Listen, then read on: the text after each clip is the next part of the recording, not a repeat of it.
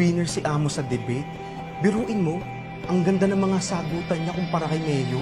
Totoo. Meron akong favorite niya yung Women's Right. Yung platform niya na yun, favorite ko yun. I love it. Sus, women's right, women's right. Eh, nung kasikatan yan, nananakit ng babae kaya yan. Naku, hindi naman totoo yan. Anak naman, fan ka kasi, Kapitana. Alam mo bang pinakulong yan nung kanyang non-showbiz na ex? Sinasabi niyo ho ba na may criminal record si Amo?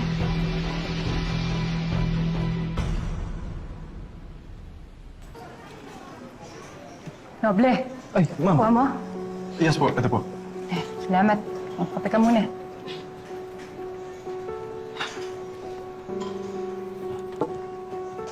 Ma'am, sa tingin mo maniniwala ang mga tao na may connection si Amo sa mga criminal activities? Taas pa naman ng ratings eh. Tapos mahal na mahal pa siya ng mga tao. Baka mamaya sabihin nila, demolition job to para kay Amo. Sabi nga ni Sir Tonyo, ebidensya lang ang totoo at hindi ang opinion natin.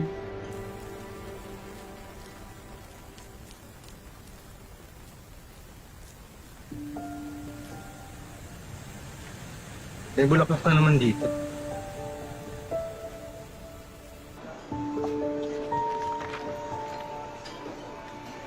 The woman later identified as Miss Marisa Conde, 5 months pregnant, appeared distressed but unharmed.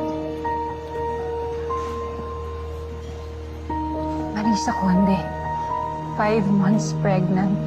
Conde? Kaapelido ni Sir Tonyo?